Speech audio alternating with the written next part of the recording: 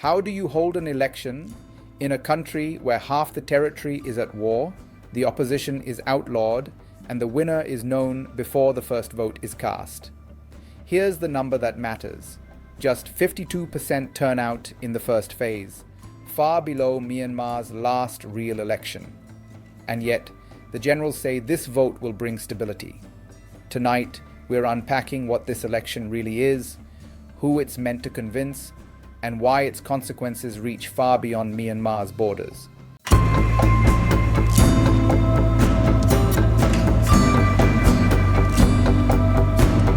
If this process succeeds, Myanmar's military secures something it has been chasing since 2021: legitimacy without surrendering power. If it fails, the country sinks deeper into fragmentation, rebellion, and regional instability. And if it drags on unresolved, it locks Southeast Asia into a slow-burning crisis that no one can ignore. This vote isn't about ballots. It's about whether force can be rebranded as consent. To understand how Myanmar reached this moment, you have to rewind to February 2021. The military, known as the Tatmadaw, overthrew an elected government just months after Aung San Suu Kyi's party won a landslide. That victory wasn't narrow. It was overwhelming. The generals claimed fraud without evidence, detained civilian leaders, and declared emergency rule. What followed wasn't calm. It was nationwide resistance. Peaceful protests were met with bullets. Armed resistance spread across ethnic regions and urban centers.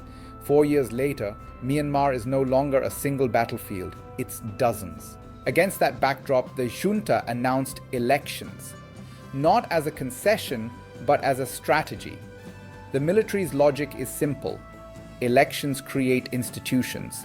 Institutions create recognition, and recognition weakens resistance.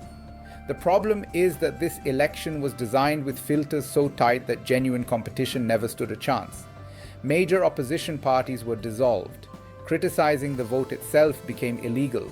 Entire townships were excluded due to insecurity. What remained was a managed contest. Early results show exactly what the architects intended. The military-backed Union Solidarity and Development Party is dominating the first phase. Out of 40 lower house seats counted so far, it took 38. Regional assemblies show the same pattern. Turnout, at just over half of eligible voters, is far lower than the roughly 70% participation seen in Myanmar's 2015 and 2020 elections. Those earlier votes were imperfect, but they were real. This one is something else entirely. The junta insists this is progress. But progress toward what? Analysts point out that holding elections in the middle of a civil war isn't stabilization, it's consolidation.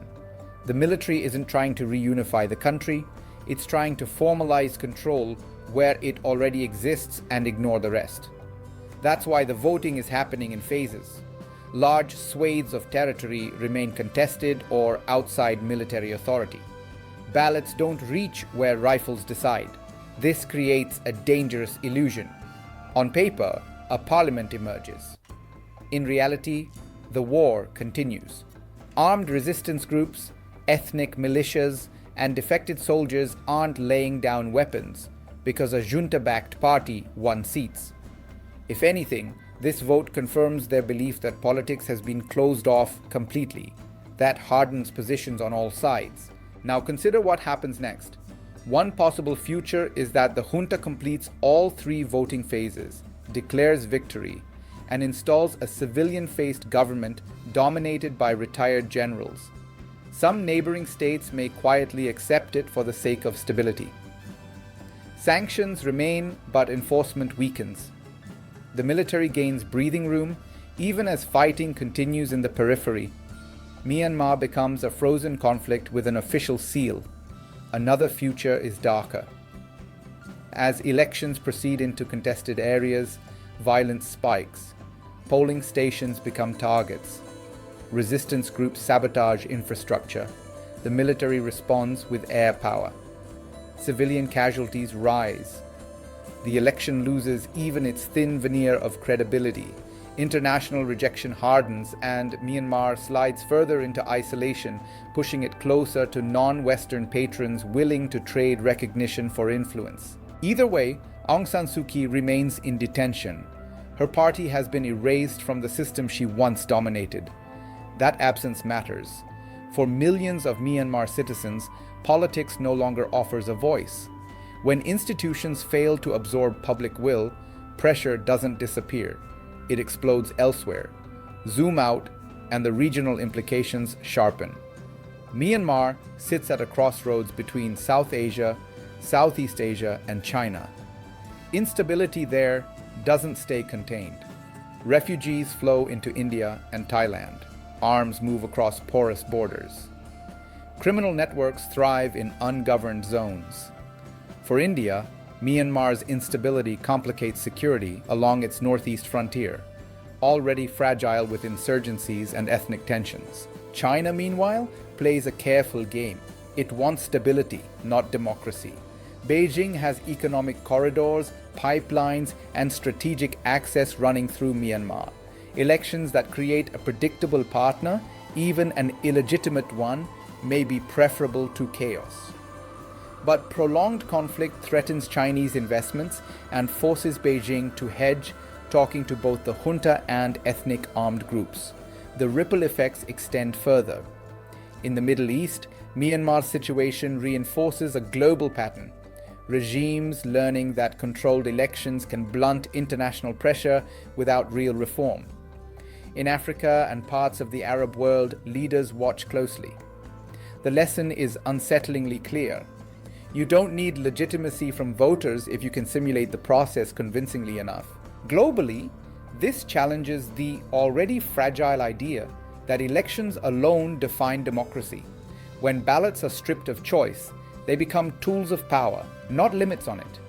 That erosion matters because it normalizes governance by force dressed in procedure. There's another angle often missed: the economic cost. Myanmar's economy has shrunk dramatically since the coup. Sanctions, conflict, and capital flight have hollowed out industries. Elections were meant to signal recovery. Instead, they highlight dysfunction. Investors don't look at seat counts. They look at control, predictability, and rule of law. None of those are improving. As the next voting phases approach, watch three things closely. First, where voting does not happen. Absence tells more than presence. Second, how regional neighbors respond quietly, not publicly. Diplomacy often speaks in silence. Third, how resistance groups adapt. Elections may close one path, but they open others. This moment isn't about who wins parliament. It's about whether Myanmar's future will be shaped by ballots or bullets. The generals believe time is on their side. History suggests otherwise. Power seized by force can be displayed, but it is never truly secured. And in Myanmar tonight, the war hasn't ended. It's just been given a schedule. Because when an election needs soldiers to protect it, it's no longer choosing a government. It's revealing who already rules.